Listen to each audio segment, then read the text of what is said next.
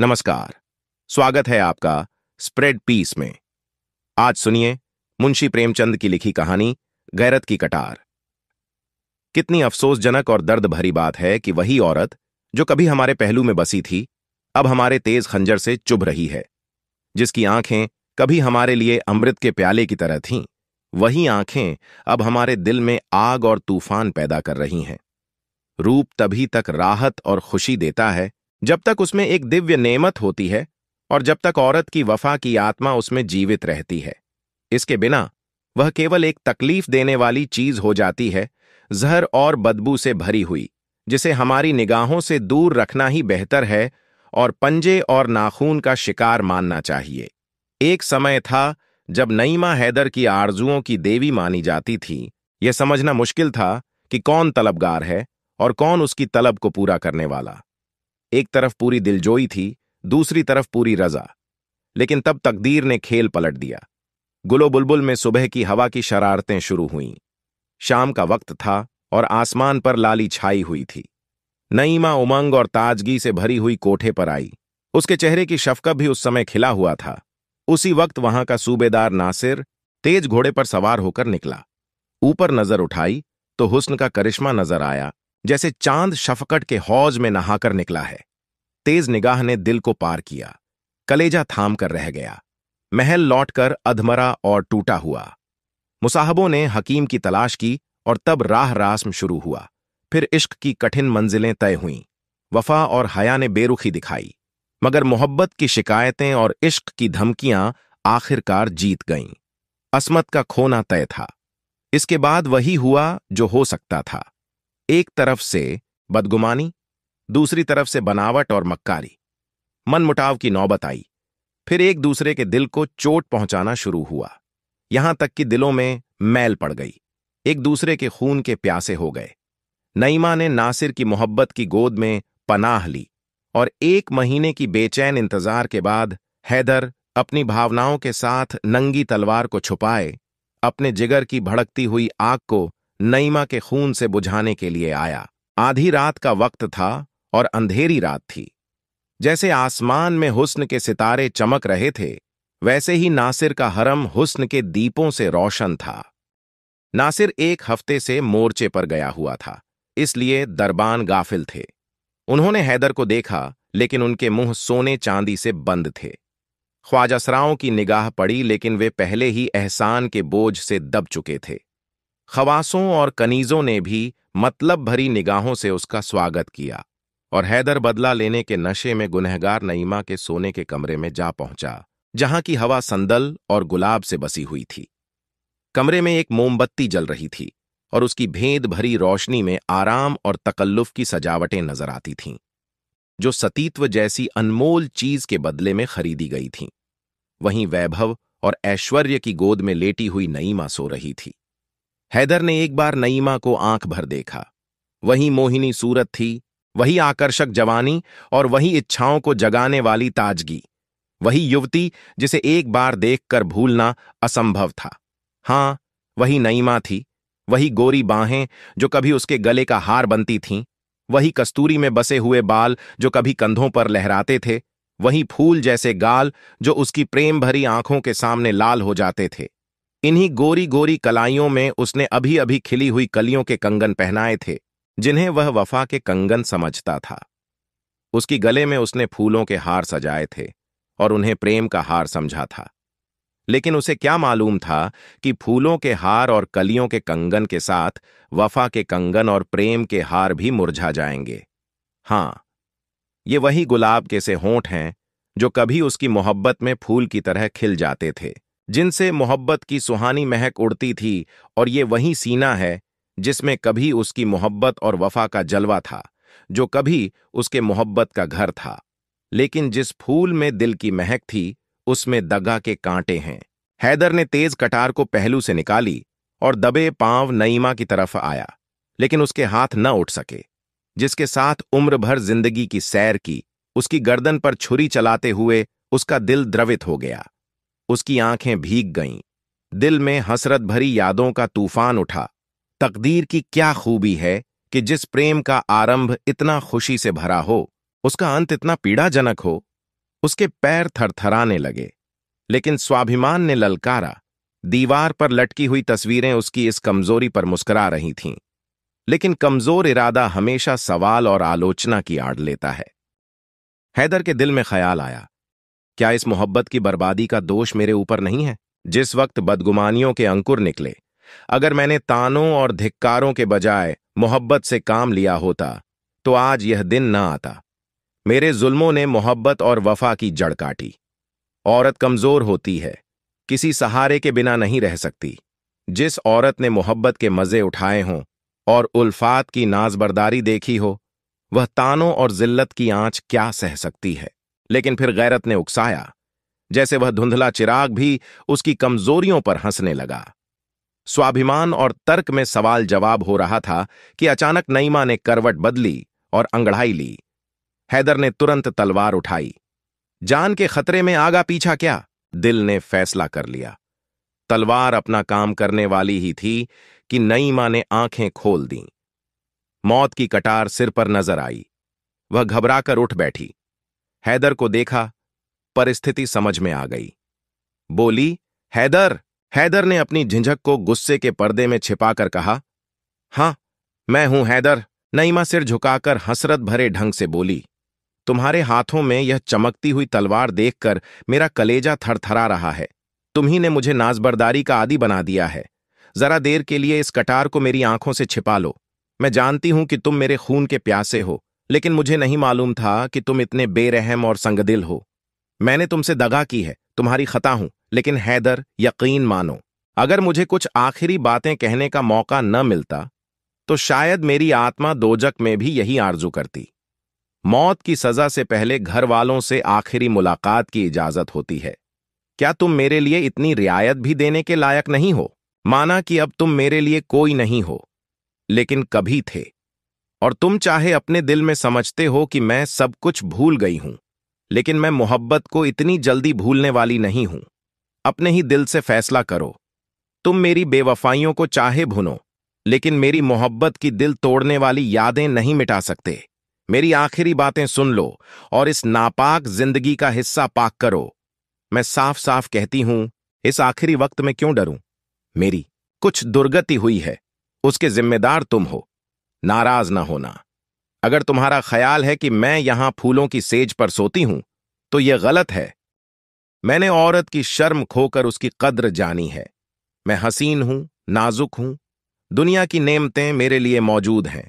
नासिर मेरी इच्छा का गुलाम है, लेकिन मेरे दिल से यह ख्याल कभी दूर नहीं होता कि वह सिर्फ मेरे हुस्न और अदा का बंदा है। मेरी इज्जत उसके दिल में कभी हो भी नहीं सकती।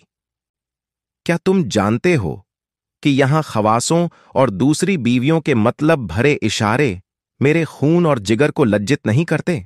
ओह, मैंने असमत खोकर असमत की कद्र जानी है, लेकिन मैं कह चुकी हूं और फिर कहती हूं कि इसके तुम जिम्मेदार हो। हैदर ने पहलू बदलकर पूछा, क्यों कर? नईमा ने उसी अंदाज में जवाब दिया, तुमने मुझे बीवी बनाकर नहीं, माशूक बनाकर रखा। तुमने मुझे नाजुबरदारियों का आदी बनाया, लेकिन फर्ज का सबक नहीं पढ़ाया। तुमने कभी अपनी बातों से, न ही कामों से मुझे यह ख्याल करने का मौका दिया कि इस मोहब्बत की बुनियाद फर्ज पर है। तुमने मुझे हमेशा हुस्न और मस्तियों के तिलिस्म में फंसाए रखा और ख्वाहिशों का गुलाम बना दिया। किसी किश्ती पर अगर फर्ज का मल्लाह न हो तो उसे दरिया में डूब जाने के सिवा और कोई चारा नहीं। लेकिन अब बातों से क्या हासिल? अब तो तुम्हारी गैरत की कटार मेरे खून की प्यासी है, और देखो, मेरा सिर उसके सामने झुका हुआ है।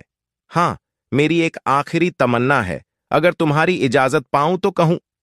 यह कहते कहते नईमा की आंखों में आंसुओं की बाढ़ आ गई और हैदर की गैरत उसके सामने ठहर न सकी। उदास स्वर में बोला, क्या कहती हो? नईमा ने कहा, अच्छा, इजाजत दी है तो इनकार न करना। मुझे एक बार फिर उन अच्छे दिनों की याद ताजा कर लेने दो, जब मौत की कटार नहीं, मोहब्बत के तीर जिगर को छेड़ा करते थे। एक बार फिर मुझे अपनी मोहब्बत की बाहों में ले लो। मेरी आखिरी बिनती है, एक बार फिर अपने हाथों को मेरी गर्दन का हार बना दो। भूल जाओ कि मैंने तुम्हारे साथ दगा किया है। भूल जाओ कि यह जिस्म गंदा और नापाक है। मुझे मोहब्बत से गले लगा लो और यह मुझे दे दो। तुम्हारे हाथों में यह अच्छी नहीं मालूम होती, तुम्हारे हाथ मेरे ऊपर न उठेंगे। देखो, एक कमजोर औरत किस तरह गैरत की कटार को अपने जिगर में रख लेती है। यह कहकर नईमा ने हैदर के कमजोर हाथों से वह चमकती हुई तलवार छीन ली और उसके सीने से लिपट गई। हैदर झिंझका, लेकिन यह सिर्फ ऊपरी झिंझक थी। अभिमान और प्रतिशोध की दीवार टूट गई। दोनों आलिंगन पाश में बंध गए और दोनों की आंखें उमड़ आईं। नईमा के चेहरे पर एक सुहानी, प्राणदायिनी मुस्कान दिखाई दी और मतवाली आंखों में खुशी की लाली झलकने लगी। बोली, आज कैसा मुबारक दिन है कि दिल की सब आरजुएं पूरी होती हैं, लेकिन यह कमबख्त आरजुएं कभी पूरी नहीं होती। इस सीने से लिपटकर मोहब्बत की शराब के बगैर नहीं रहा जाता। तुमने मुझे कितनी बार प्रेम के प्याले पिलाए हैं, उस सुराही और उस प्याले की याद नहीं भूलती। आज एक बार फिर उल्फत की शराब के द्वार चलने दो। मौत की शराब से पहले उल्फत की शराब पिला दो। एक बार फिर मेरे हाथों से प्याला ले लो। मेरी तरफ उन्हीं प्यार की निगाहों से देखो जो कभी आंखों से न उतरती थीं। पी जाओ, मरती हूं तो खुशी से मरूं। नईमा ने अगर सतीत्व खोकर सतीत्व का मूल्य जाना था, तो हैदर ने भी प्रेम खोकर प्रेम का मूल्य जाना था। उस पर इस समय एक मदहोशी छाई हुई थी। लज्जा और याचना और झुका हुआ सिर, ये गुस्से और प्रतिशोध के जानी दुश्मन हैं, और एक गौरत के नाजुक हाथों में तो उनकी काठ तेज तलवार को मात कर देती है। अंगूरी शराब के द्वार चले और हैदर ने मस्त होकर प्याले पर प्याले खाली करने शुरू किए। उसके जी में बार बार आता था कि नईमा के पैरों पर सिर रख दूं और उस उजड़े हुए आशियाने को आदाब कर दूं। फिर मस्ती की कैफियत पैदा हुई और अपनी बातों पर और अपने कामों पर उसे अख्तियार न रहा। वह रोया, गिड़गिड़ाया, मिन्नतें की, यहां तक कि उन दगा के प्यालों ने उसका सिर झुका दिया। हैदर कई घंटे तक बेसुध पड़ा रहा। वह चौंका तो रात बहुत कम बची थी। उसने उठना चाहा, लेकिन उसके हाथ पैर रेशम की डोरियों से मजबूत बंधे हुए थे। उसने भौचक होकर इधर उधर देखा। नईमा उसके सामने वहीं तेज कटार लिए खड़ी थी। उसके चेहरे पर एक कातिलों जैसी मुस्कान की लाली थी। फर्जी माशूक के खूनीपन और खंजरबाजी के तराने वह बहुत बार गा चुका था, लेकिन इस वक्त उसे इस नजारे से शायराना लुत्फ उठाने का जीवट न था। जान का खतरा नशे के लिए तुरशी से ज्यादा कातिल है। घबराकर बोला, नईमा। नईमा ने लहजे में कहा, हां, मैं हूं नईमा। हैदर गुस्से से बोला, क्या फिर दगा का वार किया? नईमा ने जवाब दिया, जब वह मर्द जिसे खुदा ने बहादुरी और कौवत का हौसला दिया है दग्गा का वार करता है, तो उसे मुझसे यह सवाल करने का कोई हक्क नहीं। दग्गा और फरेब औरतों के हथियार हैं, क्योंकि औरत कमजोर होती है।